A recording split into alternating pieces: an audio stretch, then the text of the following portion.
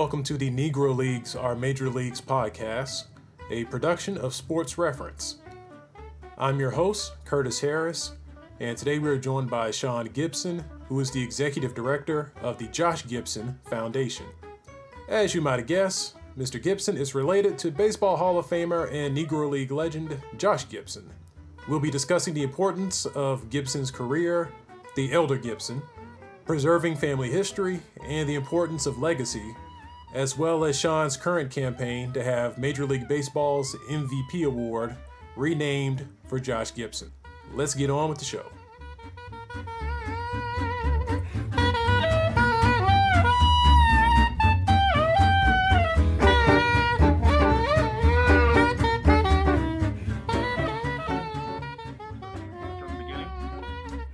Yes, I'll ask you again, who you are, where you're from. Yeah, that's fine.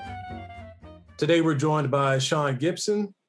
And Sean, I'd like for you to tell the listeners just who you are, what do you do, and how you're involved with Negro League baseball history. Yep. As you mentioned, my name is Sean Gibson. I am the great-grandson of Hall of Famer Josh Gibson. I live here in Pittsburgh, Pennsylvania, and I run the Josh Gibson Foundation. And I've been involved with Negro League Baseball since around 13 years old when I first found out about Josh Gibson being the superstar that he was. And so, we're excited to be talking to you today and tell a little bit about what we do here in Pittsburgh and some of the things we're doing to make Josh's name ring across the United States. Yeah, so you mentioned, obviously, you're related to Josh Gibson. You first, really found out about him when you were 13. Could you explain a little bit more about that process of how you just realized you're related, you're descended from such an important and great baseball player? Yeah, it was very interesting. During our family gatherings and family reunions and things like that, you always hear the name Big Josh. Big Josh, Big Josh. And the reason why, because my grandfather, who is Josh Gibson Jr., his son, was around. And so instead of saying Josh, they wouldn't be confused. So he was considered Big Josh. But I really found out about Josh Gibson. I heard stories about Josh throughout the family, storytellings and things about his baseball greatness and some of the things he did off the field as well. And I really found out about him, like I said, I was around 13 years old, and there was a book in the library. We was on a school project with 3 other people in our group. It was a group of 4. And one of my buddies grabbed this book of Josh, said, "Hey, man, isn't it your great-grandfather or your grandfather?" And I was like, "Yeah, wow." And so I remember taking the book out and taking it back home to my mother, who was a Gibson, not my father. My mother's a Gibson. And she was like, "Oh, yeah, that's Big Josh," like nonchalant about it. And so at that time, I went to my grandfather, Josh Gibson Jr., and started asking a lot of questions about Josh and about the Grays and some of the things that they went through. And so it was very exciting and very important to me to learn our history. Especially was very important to my grandfather to teach me the history. My grandfather, Josh Gibson Jr., got a lot of his experience and his knowledge from that time because he was actually a bat boy for the Homestead Grays. So he actually traveled with his father and spent plenty of time with his father during those years. And so, but some of the stories that I've heard throughout the family was, of course, he was a great swimmer. He was a great athlete. He ran track as well. He loved to dance. He was very into etiquette. He dressed very well. He always made sure that their table settings were set right. So he was very into neatness and etiquette and making sure young ladies were young ladies and had their legs crossed. And so those are the stories that my family told me about Josh Gibson. So we'll talk more in a moment about Josh's career and his importance, but I'm really interested in that family dynamic of just, I guess, don't want to say nonchalant, but almost just cool attitude about like, oh yeah, that's Big Josh. Like just how the family really didn't feel the need to come up to you before that and say, this is who your great grandfather was. This is why he was so important. So did they ever explain to you, or did you ever get a sense as to why they didn't ever sit you down and say, like, this is Josh Gibson, this is who this man is, this is why you should know who he is? It was never like that. I mean, it was just conversations. Like I said, until I actually sat down and talked to my grandfather, and he actually kind of broke everything down to me, explained to me the history of it, the importance of it, why there were two leagues and the segregation and the racism and why they couldn't play in the majors. So he kind of really broke it down to me, but it wasn't something that somebody set me down first. It was more of, okay, now I know who this person is. Let me ask my family more questions. Once I got to that point, I went directly to my grandfather, who knew a lot of these answers to my questions. And he just gave me a wealth of knowledge. And like I said, his knowledge comes firsthand because not only did he play for the Grays in 49 and 50, but he also was a bat boy, and he traveled with his father. And so that was a very, listening to his stories was just mind-boggling, especially how they traveled and how they dealt with some of the racism. And he was telling me, he used to tell me how when they would go down south and they couldn't go to certain hotels, how the community would embrace them and they would stay at certain community homes, and people in the community would stay in their homes, and everybody wanted Josh to stay at their house. And he said, yeah, everybody wanted my father to stay at their house. And, but it was interesting just to hear that. Now, people always ask me the question about, did they ever come across anything like from the KKK or have their bus stopped by the KKK or anything like that? My grandfather never told me anything about that, but he did tell me some of the racial threats, where some of the police will follow them out of town, or some cars will be following them, follow their bus, things like that. Nobody never got hurt, but there were some threats to hurt some of the players during that time. Yeah, no, I mean, obviously there's plenty of stories that, we can have a whole nother podcast just discussing, the threats and the harassment folks got. But yeah, you do make a good point though, going back to the family history of that. Why would someone, sit somebody down and be like, this was your grandfather or this was your great grandfather? Like, for them, it's just family. So yeah, if eventually you come up and ask about it, then we'll talk about it. But yeah, it does make sense what you think about it in that fashion. Yeah, it was never where, if they came around and said, hey, this is, it was nothing like, hey, you got to learn about Josh. It was, to them, it was just family. I mean, he was another person outside of. Right. It's just a family member that was famous. That's all. Yeah. And actually to that's really where I want to go with my next question. How is it? I know this is going to sound weird. I don't know how else to frame it. But, what is it like to have a famous family member? Although you never knew them, but still people know about that family member and they want to talk about them. So what's it been like now as an adult and working with the foundation? Just having this legacy to kind of make sure it lives on, but also just have people be so interested in a family member of yours. Yeah. Well, I'm one is grateful. It's a grateful experience. Very humbling. The one thing that I will say you get out of this is that you get a chance to meet other famous baseball player descendants. And so we've always keep in touch from, of course, the Negro League family, Satchel Paige and Cool Papa Bell's family and Buck Leonard's family and Turkey Stearns and Double Duty Radcliffe and all those guys that played with Josh. You get to talk to those family members. Cross over to the White families and Babe Ruth's family and Ted Williams' family and, Joe DiMaggio. You get a chance to meet them, Yogi Berra. And so then you get to the Latin players. You get to Orlando Cepeda's family and Roberto Clemente's family. So, it's a big network. And, for me, a lot of people don't even know that I'm Josh Gibson's grandson. They didn't know until I started the foundation.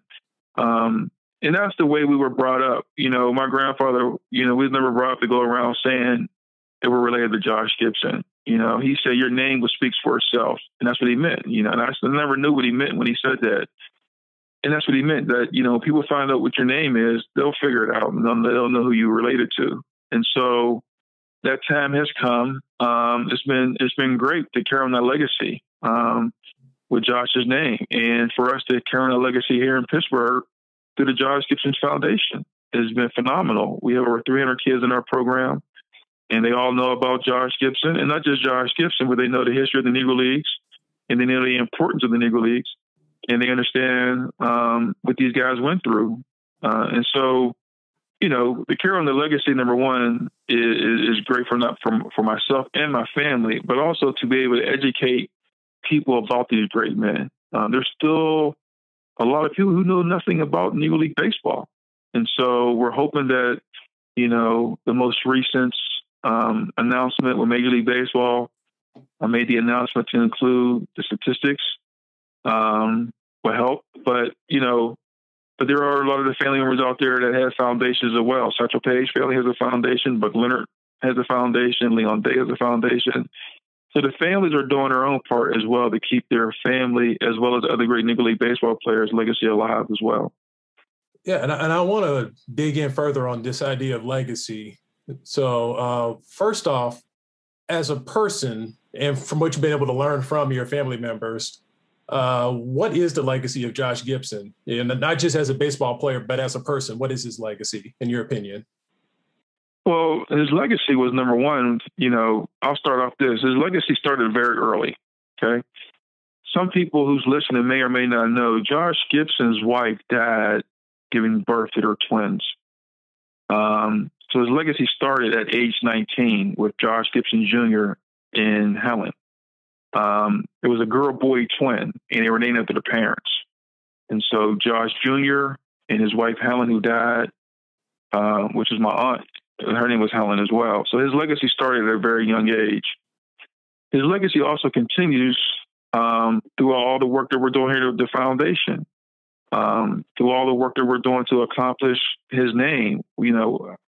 Our biggest thing through our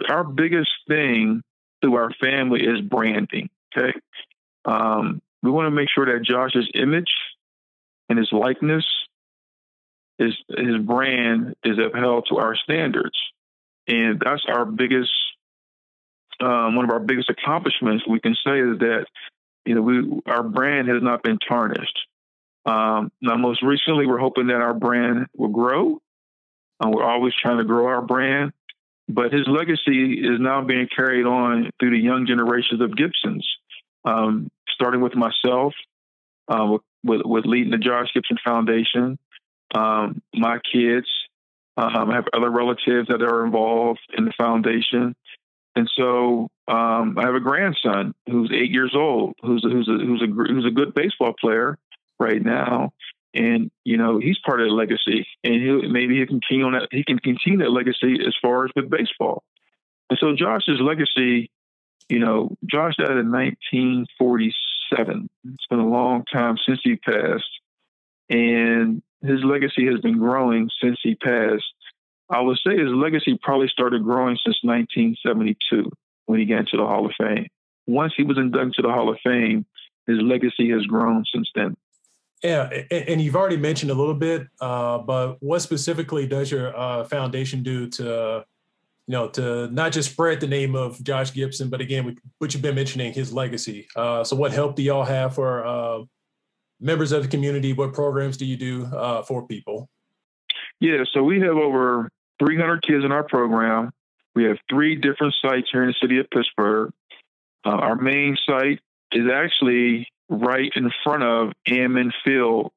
At the time, it was called Ammon Field, that's where Josh Gibson first started playing sandlot baseball. In 2008, they renamed it Josh Gibson Field. And so that's our main site. We're a partner, the City of Pittsburgh Parks and Recs Department. We also have 2 other sites in 2 of the Pittsburgh public schools who are also our partners. And so we're very excited about that. And we also have a curriculum in the schools called BOSA, and that stands for Business of Sports Academy. And it teaches kids the business side of sports. It's a college credit course. that teaches you sports media, sports marketing, sports law, sports sales, and sports events. And you can actually get up to 9 credits to college. It's a ninth, 10th, and it's a sophomore, junior, and senior courses that you can get college credits to. So we're very excited about that program. We also have our Boys and Men Mentoring Program. We have our STEAM program. We have our Josh Gibson Baseball Academy. So we have several programs. You can find out more about our programs at joshgibson.org. But again, that's another way we're continuing Josh's legacy through these kids, over these 300 kids that's in our Josh Gibson Foundation that's continuing on their greatness in education as well. Yeah, and just real quick, who established the Josh Gibson Foundation? Yeah, so Josh Gibson Jr., my grandfather, He established the foundation in the early 90s. And once I got out of college in 95, I got involved with the foundation, and I've been running it since then. All right, yeah, just finally crossed my mind, like, who did start this foundation? So, yeah, it's great to hear, his son was able to get it rolling. Well, I guess that brings me to, it's not your only campaign, but I guess it's your newest campaign. You can correct me if I'm wrong, but if you have something newer. But the Josh Gibson MVP campaign to try to rename Major League Baseball's MVP award. So let us know, because the listeners may not know, I'm sure they do, but some may not, but if you could tell us who the award used to be named for and why you think Josh Gibson is a better standard bearer for that honor. Yeah. So the Josh Gibson MVP campaign came about last year. And this is something that we didn't come up with. It was something that me actually reading an article. So last summer, during the whole Black Lives Matter movement, there were several MVP players who was making a push to remove Commissioner Kennesaw Mountain-Landis' name off of the MVP trophy. Ben Walker from the Associated Press was doing this article, and as I'm reading the article about Mike Schmidt, Terry Pendleton, and Barry Larkin, were the three former MVP players who would like to see the name removed. As I'm reading the article, it mentions the three names they were considering of renaming the award after. And the names were Branch Rickey, Frank Robinson, and Josh Gibson. We had no clue Josh was even in this campaign, in the runnings for this. And so I remember after reading that article, I sent down an email to my family, to my board of directors. We have a special committee, and to my committee members said, hey, listen, I just read this article. We just found ourselves in a race. Let's see how we can win it. And from there on, we've been on this whole campaign. Our website for the campaign is jg20mvp.com. You can sign a petition as well. And the campaign is really more about poetic justice redemption, right? And when I use those two words, it's more of, like you mentioned, so Kennesaw Mountain-Landis was a commissioner of Major League Baseball who did not integrate baseball. He did not African Americans an opportunity to play baseball. And so this award will be not just about Josh Gibson, right? It will be named after Josh, but it'll be for the 3,400 men that were denied the opportunity to play in the majors. So it's bigger than just Josh Gibson. And the redemption part is, how ironic would it be for a person like Josh Gibson to replace the same man who denied him the opportunity to play in the majors? And so our campaign, like I said, it's been going since last year. We got a little bit of momentum recently, but we just feel like Josh is a great candidate, and because we feel as though also if Josh had the opportunity to play in the majors, we feel as though he would have won, not one or two, but maybe a couple or 3 or 4 MVPs during his time. But again, before I close, I would just like people to know that it's not just about Josh. It's about the 3,400 men that were denied the opportunity. And that's why we feel like we have a great case to rename the MVP award after Josh Gibson. Yeah, I like that emphasis that Josh can maybe serve as a symbol for all the men who were denied the opportunity, but by the racism and segregation of that period. But before we close, is there anything else you would like to mention about Josh Gibson, about your foundation for the audience? Yeah, I would just say that, as far as learning more about Josh, you can go to our website, which is joshgibson.org. Learning more about our MVP campaign, go to jg20mvp.com. See everything that's on the campaign site. There's several articles that I have written for ESPN Undefeated. Read those, hear our story. If you like our story, sign a petition. We don't know when this is going to happen. We're assuming it may happen in July, because this is even though it's a Major League Baseball award, it's also given by the Baseball Writers Association. They meet twice a year. They'll meet in July during the All-Star break, and then they meet in December during the baseball winter meetings. So we're thinking that this decision may be made sometime in July. But yeah, I would just encourage people to go do your research and learn more about not just Josh, but all the other great Negro League baseball players that made a huge impact in baseball and in our society. All right. So thank you, Sean, for sharing, I guess how you became aware of this great baseball player who happens to be related to you, but also the great work you've been doing to help out children currently, to help progress and achieve great things like Josh was able to do, but also to try to make sure that the history of Josh and other Negro League players is maintained and preserved for the future. So it's been great speaking with you, and thank you for joining us. Thank you. I appreciate it.